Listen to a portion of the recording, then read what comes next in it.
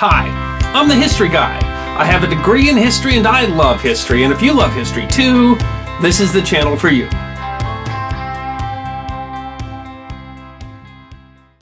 Pirates. They're both the stuff of legend and of history. They have been both romanticized and villainized. They have plied the world's oceans since almost as soon as humans went to sea, and they still plague the world's oceans today. But piracy is not a normal crime. Throughout history, piracy has been less an act of petty thievery and more an act of economic warfare engaged by the world's great powers.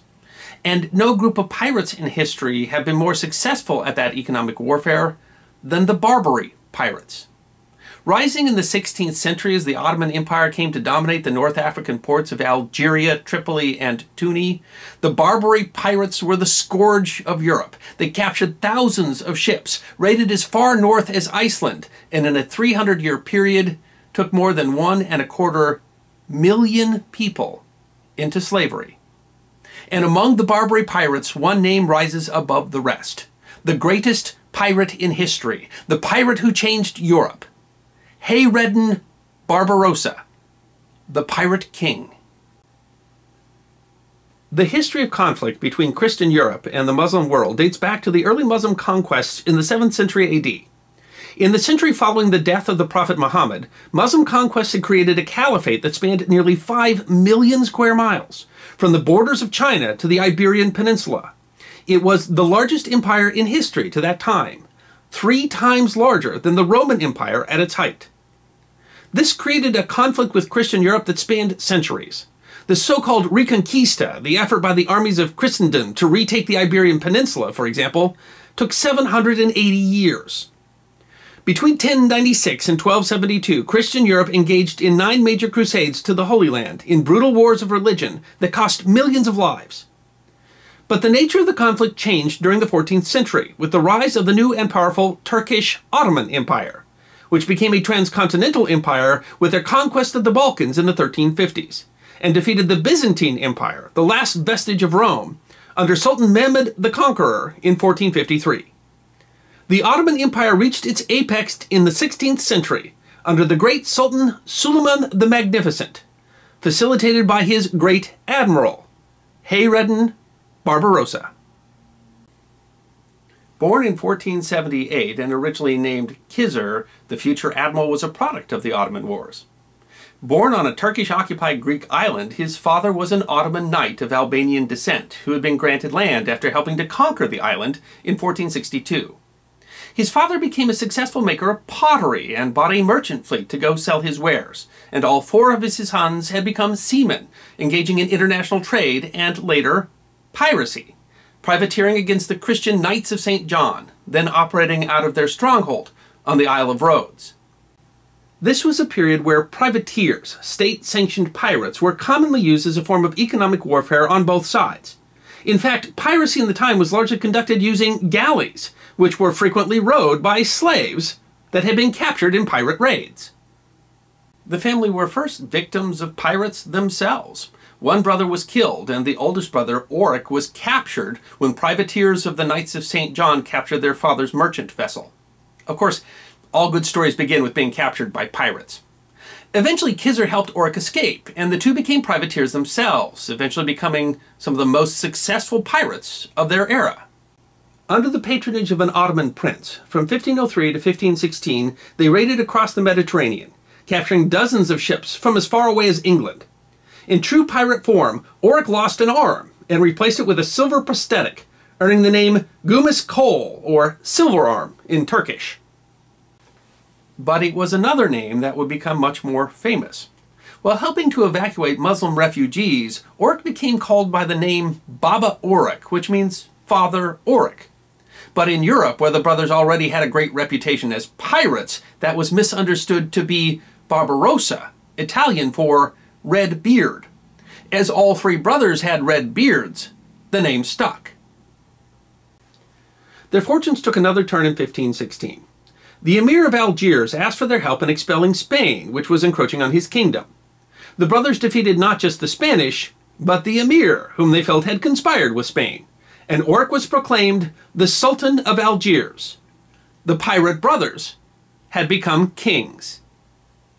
When Oric was killed fighting the Spanish in 1517, Khizr took over his title, and his name, Barbarossa.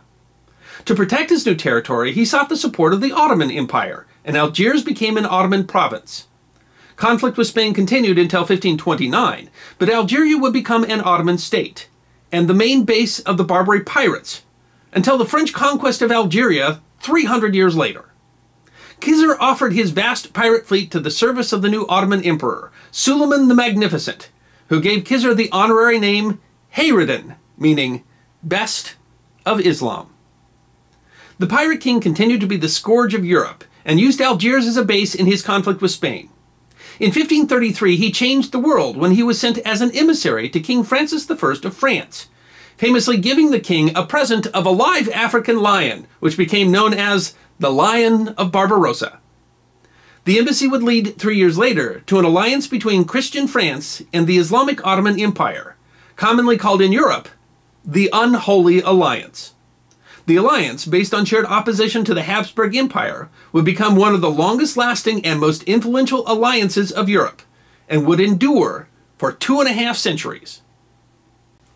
Now allied with France, Hayreddin Barbarossa became such a thorn in the side of the Habsburg Empire that the Holy Roman Emperor himself, Charles V, tried to bribe Hayreddin to switch sides. Hayreddin responded by beheading the agent who carried the offer. As Hayreddin and his fleets helped to capture the islands of the Mediterranean from European kingdoms, and as Suleiman besieged Vienna itself, the Pope, Paul III, put together a Holy League, combining the fleets of the Papacy, Spain, the Habsburgs, the Republic of Venice, and the Knights of Malta, under the command of the famous Genoese admiral Andrea Doria. Hayreddin led the Ottoman fleet against the Holy League fleet in the Aegean Sea, near the great town of Preveza, on September 28, 1538. Despite being outnumbered more than 2 to 1, Hayreddin outmaneuvered Andrea Doria's fleet. Leveraging his more mobile galleys, he defeated the alliance, sinking 10 ships and capturing 36 more, without the loss of a single Ottoman ship. The victory was decisive. Hayreddin captured most of the remaining Mediterranean islands under European control in the next year, and the Republic of Venice was forced to sue for peace. Because of Preveza, the Ottoman fleets would militarily dominate the Mediterranean for the next 30 years. Barbarossa would continue to be the scourge of the Mediterranean, defeating European fleets, raiding and capturing European cities and strongholds. He retired in 1545 to write his memoirs and died peacefully in 1546. He is entombed in a tomb in Istanbul, next to the Istanbul Naval Museum. The Ottoman Empire would continue to be one of the world's most powerful navies clear until the 19th century. They were the third largest navy in the world as late as 1875.